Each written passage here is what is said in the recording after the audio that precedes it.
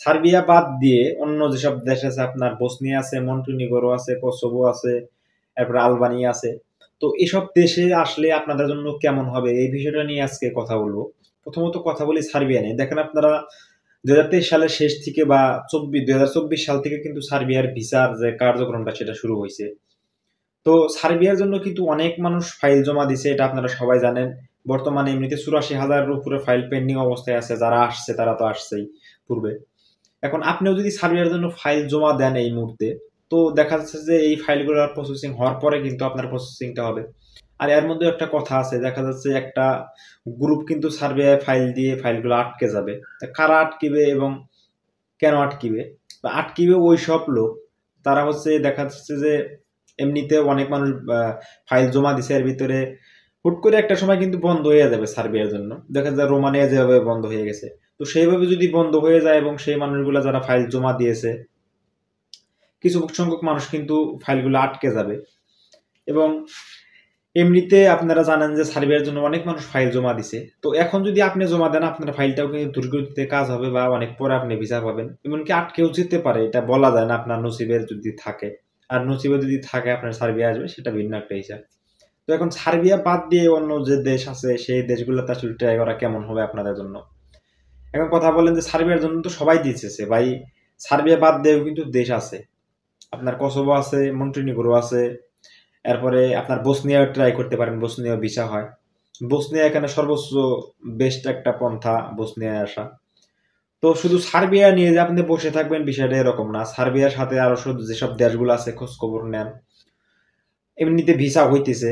তো সার্বিয়া যেহেতু সবাই দিতেছে, সেখান থেকে হয়তোবা আপনি একটু আলাদাভাবে ট্রাই করে দেখেন বা খোঁজ খবর নেন এজেন্সির সাথে, যে তারা কসোভো বা মন্টিনিগ্রো বা আলবেনিয়ান একা তারা কাজ করে কিনা। এসব দেশে যদি কাজ করে আপনারা সেখানে আসেন। সেখানে আসলেও কিন্তু সার্বিয়া থেকে আপনি যা করতে পারেন সেসব দেশ থেকে কিন্তু আপনি তাই করতে পারবেন। এটা কোনো ঘটনা না। তো আমার সাজেশন থাকবে, আপনার সার্বিয়া যারা চেষ্টা করছেন তারা তো করতেছেনই। অনেকজনে বলতেছেন যে ভাই আমার পাসপোর্টের মেয়াদ আমি শেষ করে ফেলাইছি, নতুন পাসপোর্ট তৈরি করছি, তাও আমি সার্বিয়ার ভিসা পাইনি। ভাই সার্বিয়ার ভিসার চেষ্টা করা লাগবে আপনার সারা জীবন, এরকম বিষয় না। আপনি একটা দেশে ট্রাই করছেন, হয় নাই, আপনার কপাল হয়তো বা দুর্দশার কারণে।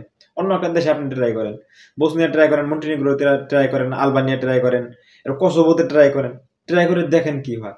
শুধু যে সার্বিয়া ভিসা দেয় এমন তো না, এসব দেশেও ভিসা দেয়। আমরা যখন আসছি 24-এর মাঝামাঝি সময় আমরা আসছি, বা সেপ্টেম্বরের দিকে আসছি আমরা, তো সেই সময় কিন্তু অন্য দেশের জন্য ভিসা নিছে বা এজেন্সি আমাদেরকে বলছে যে সেই দেশের জন্য ফাইল জমা দাও। তো আপনারা খোঁজ খবর নিলেন, হয়তো বা জানতে পারবেন যে এসব দেশের জন্য অনেক অনেক এজেন্সি কাজ করে। তারা বলে যে মন্টিনিগ্রো, কসোভিয়া বা আলবানিয়া এসব দেশের জন্য কাজ করে। যদিও দেখা যাচ্ছে ভাই, ইউরোপের জন্য আসলে সময়টা বা ধৈর্যটা একটা বিশেষ গুরুত্বপূর্ণ একটা বিষয়। দেখা যাচ্ছে যে আপনি ফাইল জমা দিচ্ছেন, এর নিম্নে সর্বনিম্ন 1 বছর আপনার ধৈর্য ধারার মন মানসিকতা থাকতে হবে।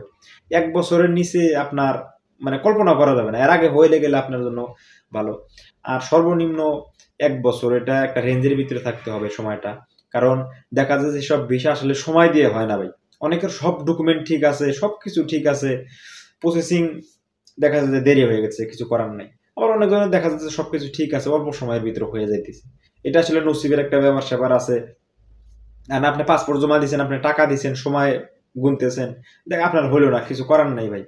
কথা হয়েছে আপনার পাসপোর্ট সাথে টাকা লাগবে, টাকার সাথে সময় লাগবে, সময়ের সাথে আপনার ধৈর্য, সবকিছু ঠিকঠাক থাকলে নসিবে যদি আপনার ভিসা থাকে অবশ্যই আপনি পাবেন। এখন শুধু যে সার্বিয়ার জন্য ট্রাই করবেন, অন্য সব দেশের জন্য করবেন না, এরকম বিষয়টা না। অন্য দেশের জন্য ট্রাই করেন, দেখেন, খোঁজ খবর নেন, ভিসা হইতেছে। সার্বিয়া এসে যে কাজগুলো করতে পারবেন, আপনার স্থায়ীভাবে বসবাস করতে পারবেন, অন্য দেশে মুভ করতে পারবেন, এই কাজগুলো কিন্তু অন্য দেশ থেকেও করতে পারবেন, এটা কোনো ঘটনা না। প্রত্যেকটা দেশের জন্য আলাদা আলাদা নিয়ম আছে কিন্তু। তো আমার সাজেশন থাকবে আপনারা শুধু সার্বিয়ার জন্য ট্রাই না করে অন্য দেশের জন্য ট্রাই করেন, চেষ্টা করে দেখেন কি হয়। এবং সবার জন্য দোয়া সর্বদা। এবং আজকের ভিডিওটি এ পর্যন্ত। সবাই ভালো থাকবেন, সুস্থ থাকবেন। পরবর্তী দেখা হবে নতুন কোনো ভিডিও নিয়ে। যদি ভিডিওটি ভালো লাগে অবশ্যই লাইক করবেন, কমেন্ট করবেন এবং সেই সাথে শেয়ার করবেন। আর যারা আমার ইউটিউব চ্যানেল নতুন, অবশ্যই আমার ইউটিউব চ্যানেলটি সাবস্ক্রাইব করে আমাদের সঙ্গেই থাকবেন। এবং এই ভিডিওটি অবশ্যই তাদের মাঝে শেয়ার করবেন যারা এখনো ফাইল জমা করেনি, ফাইল জমা করতে চাচ্ছে, তাদের কাছে অবশ্যই শেয়ার করে দিন। সবাই ভালো থাকবেন, সুস্থ থাকবেন। আল্লাহ হাফেজ।